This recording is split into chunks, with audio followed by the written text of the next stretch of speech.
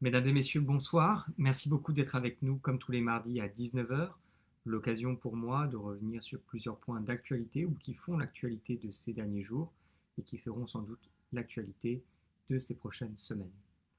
Pour commencer, revenir rapidement, même si aujourd'hui nous avons peu d'informations, sur les annonces du président de la République qui se tiendront demain soir avec l'annonce probable d'un renforcement important des mesures relatives au protocole sanitaire.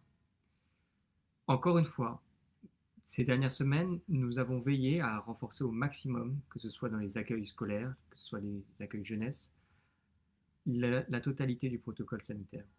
Nous veillerons à ce que la rentrée de la semaine prochaine se passe le mieux possible, pas seulement le mieux possible en termes de protocole sanitaire d'ailleurs, mais également de présence dans les écoles.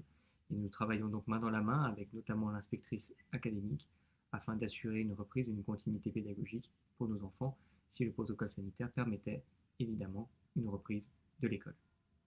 Nous aurons évidemment plus d'informations dès demain soir et l'occasion d'échanger, de revenir vers vous sur les réseaux sociaux, sur le site de la ville et plus globalement par l'ensemble des moyens de communication de la commune afin de pouvoir vous expliquer, vous expliciter le protocole qui devrait donc être annoncé demain soir par le président de la République. Malgré ça, la vie continue. Et il me semblait important de vous dire que malgré ce protocole qui se renforce de jour en jour, nous continuons, nous, de notre côté, à tenir l'ensemble des services municipaux. Et en premier lieu, bien sûr, la culture. Pour ce qui est de la culture à Verneuil, nous ne cessons de devoir nous adapter.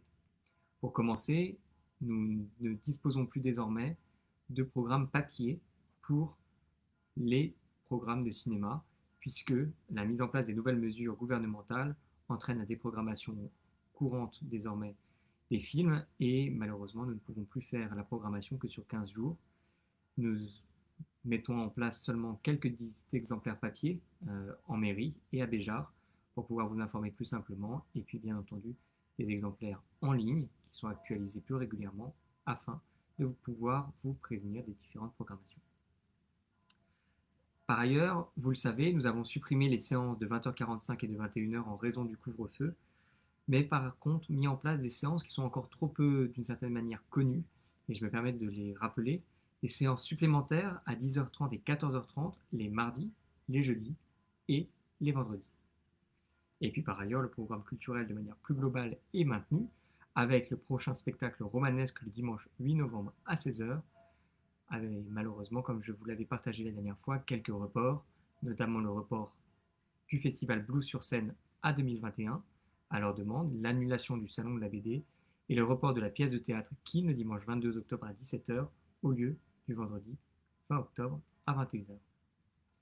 Par ailleurs, pendant les vacances, jeunes et moins jeunes restent bienvenus à l'espace Maurice Béjart qui s'adapte pour pouvoir respecter entièrement le protocole sanitaire. Au-delà du programme purement culturel, ou plus exactement dans sa continuité, nous avons préparé et mis en place des journées de l'horreur à l'occasion d'Halloween, pour les plus petits comme pour les plus grands. Le premier conte était un gros succès, il y avait plusieurs dizaines de personnes à l'espace Maurice Béjart, et le deuxième conte, Enchanté, qui aura lieu le 29 octobre, est déjà complet, preuve que malgré tout, malgré le confinement, malgré l'ambiance assez morose du Covid-19, la culture et l'animation vous gardent en vie et surtout vous permettent de reconnecter avec les services de la commune. J'en profite pour parler de deux sujets également que je voulais vous partager ce soir. Le premier sujet, c'était vous rappeler l'importance dans ce contexte compliqué, l'importance des commerces locaux.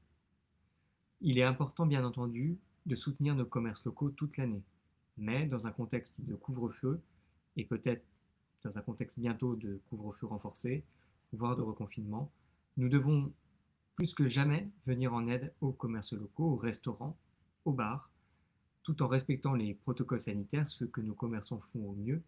Nous devons consommer local pour veiller à ce que les commerces locaux ne disparaissent pas de notre centre-ville pour préserver tout simplement la vie et l'envie dans notre centre-ville. Et même au-delà, puisque cela ne concerne pas que le centre-ville, mais également l'ensemble des pôles commerciaux de notre commune, qu'il s'agisse du MOPA, qu'il s'agisse du boulevard André Malraux, qu'il s'agisse plus globalement de toutes les boutiques de notre ville. Enfin, je voulais terminer par un simple échange à propos des travaux du quartier de la Gare. Suite à une consultation auprès des différents présidents d'associations locales et puis de plusieurs riverains qui se sont manifestés, nous avons eu l'occasion de devoir revoir entièrement le plan de circulation relatif aux travaux présents aujourd'hui et en ce moment dans le quartier de la Gare, avec en particulier les gros travaux lancés par Bouygues avant notre arrivée dans le cadre de la création du complexe immobilier du Clos du Château. Nous avons dû passer en sens unique la rue Claire et changer le sens de l'avenue du Château. Jusqu'à aujourd'hui, très peu de conséquences finalement, puisque les différentes parties prenantes étaient alertées. Et pour l'instant, les choses se passent plutôt bien, qu'il s'agisse des bus, qu'il s'agisse des piétons, qu'il s'agisse également des automobilistes. Bien entendu, les choses ne sont pas idéales et la période de temps est limitée, mais puisqu'il s'agit d'une question de sécurité, puisqu'il s'agit d'une question plus globalement de mobilité, nous devons faire le maximum pour essayer de fluidifier les trafics dans la commune. Et c'est pourquoi nous avions mis en place avec notre intercommunalité GPSO et aussi avec la ville de Vernouillet, puisque la commune voisine, notre commune voisine était concernée, ce changement de sens ponctuel afin de voir comment nous pouvons faciliter et augmenter la rapidité du chantier du Clos du Château. Je m'arrêterai là pour les grands thèmes que je voulais vous partager ce soir. J'ai bien conscience que le temps est incertain, avec notamment une reprise la semaine prochaine, probablement différente de ce que nous avons connu jusqu'à présent. Les enfants rentreront à l'école à 10h et non plus à 8h30, exceptionnellement, puisque le gouvernement est en train de préparer des nouvelles mesures protocolaires pour la rentrée en raison des commémorations de l'acte terroriste de Conflans.